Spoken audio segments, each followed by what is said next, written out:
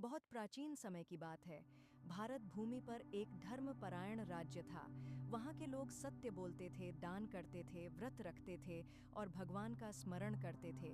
उसी राज्य में एक परंपरा बहुत श्रद्धा से निभाई जाती थी, फाल्गुन मास की शुक्ल पक्ष एकादशी का व्रत, जिसे आज हम आंवला एकादशी के नाम से जानते हैं। यह कथा उसी व्रत की महिमा से जुड़ी है और बताती है कि कैसे एक साधारण व्रत ने एक शिकारी का भाग्य बदल दिया।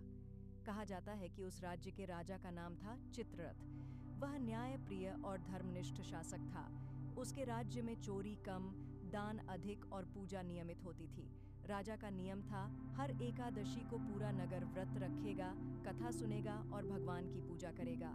राजधानी के बीच एक विशाल आंवले का वृक्ष था। लोग उसे साधारण पेड़ नहीं मानते थे। वे कहते थे, इस वृक्ष में भगवान का निवास है। उसकी छाया में बैठकर जप करने से मन जल्दी शांत होता है। राजा हर वर्ष फाल्गुन शुक्ल एकादशी के दिन उसी आंवले के वृक्ष के नीचे विशेष पूजा करवाता था। उस वर्ष भी वही दिन आया।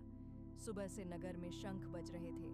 लोग स्नान कर सफेद और पीले वस्त्र पहनकर निकल रहे थे। स्त्रियां कलश लेकर, पुरुष दीप और धूप लेकर, बच्चे फूल लेकर, सब एक दिशा में जा रहे थे, आंवले के वृक्ष की ओर। वहां एक वेदी बनाई गई। उस पर भगवान की मूर्ति स्थापित की गई, विष्णु की।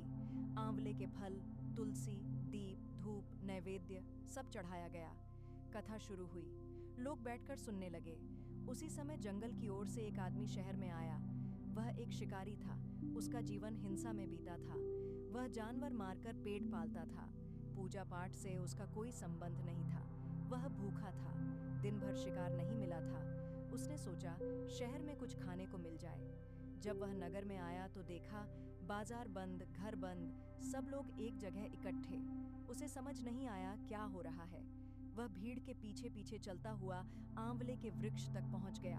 वहां भजन चल रहा था, मंत्र गूंज रहे थे, दीप जल रहे थे, वातावरण शांत था। शिकारी ने ऐसा दृश्य पहले कभी नहीं देखा था। वह दूर खड़ा रहा, सोचा, यहाँ शायद बाद में प्रसाद मिलेगा। कथा चलती रही। व्रत की महिमा बताई गई। जागरण की तैयारी हुई। लोगों ने कहा, आज रात कोई सोएगा नहीं, भजन होगा। शिकारी ने सोचा, ठीक है, यहीं बैठ जाता हूँ, रात कट जाएगी। वह भूखा था, पर संयोग से उस दिन उसने कुछ खाया नहीं, यानी अनजाने में व्रत हो गया। वह जागता रहा, क्योंकि शोर, भजन, दीप, नींद आई ही नहीं, यानी अनजाने में जागरण भी हो गया। उसने कथा सुनी, समझ कम आया, पर सुना। रात के अंतिम पहर में जब भजन धीमे हुए, वह आंवले के वृक्ष के तने से टेक लगाकर बैठा रहा। पहली बार उसके मन में शांति सी आई। सुबह आरती हुई, प्रसाद बांटा गया, उसे भी मिला। उसने खाया और चला गया। उसे लगा, बस एक रात थी। उसे नहीं पता था, उसके जीवन की दिशा बदल चुकी है। कुछ समय बाद जंगल में शिकार करते हुए उस पर जंगली जानवर ने हमला किया। वह गंभीर रूप से घायल हुआ और वहीं उसकी मृत्यु हो गई। जब प्राण निकले, दूत आए, यमदूत भी और दिव्य दूत भी। विवाद हुआ। यमदूत बोले, यह शिकारी है, हिंसक है। दिव्य दूत बोले, इसने आंवला एकादशी का व्रत किया, जागरण किया, कथा सुनी। निर्णय हुआ, उसे दंडलोक नहीं, पुण्यलोक मिलेगा।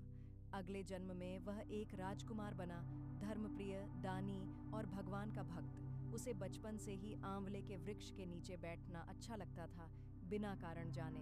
जब बड़ा हुआ, एक आर्षि ने ध्यान में देखकर बताया, तुम्हारा पूर्व जन्म शिकारी का था, एक रात का व्रत तुम्हें यहाँ लाया। राजा ने तब से हर वर्ष आंवला एकादशी का व्रत और बड़े स्तर पर करवाना शुरू किया। आंवला वृक्ष का महत्व क्यों माना गया? परंपरा कहती है, आंवला वृक्ष दीर्घायु का प्रतीक है। इसे पवित्र माना गया। इसकी जड़ में जल चढ़ाया जाता है। इसके नीचे पूजा करने से मन स्थिर होता है। भक्ति परंपरा में माना गया कि इसमें विष्णु का सूक्ष्म निवास है, इसलिए इस दिन इसकी पूजा होती है। व्रत की विधि। कथा परंपरा अनुसार उस राज्य में लोग इस दिन स्नान करते, व्रत रखते, आंवले के वृक्ष की पूजा करते, भगवान विष्णु की आराधना करते, कथा सुनते, रात को भजन करते और कहते, अनजाने का भी पुण्य मिलता है अगर संग सही हो। इस कहानी में कोई जटिल रहस्य नहीं, सीधी बात है। एक हिंसक आदमी भी अगर एक दिन सही वातावरण में बैठ जाए, सही कथा सुन ले, भूखा रह जाए, जाग जाए तो दिशा बदल सकती है। व्रत सिर्फ भूखा रहना नहीं, संग बदलना है, मन बदलना है।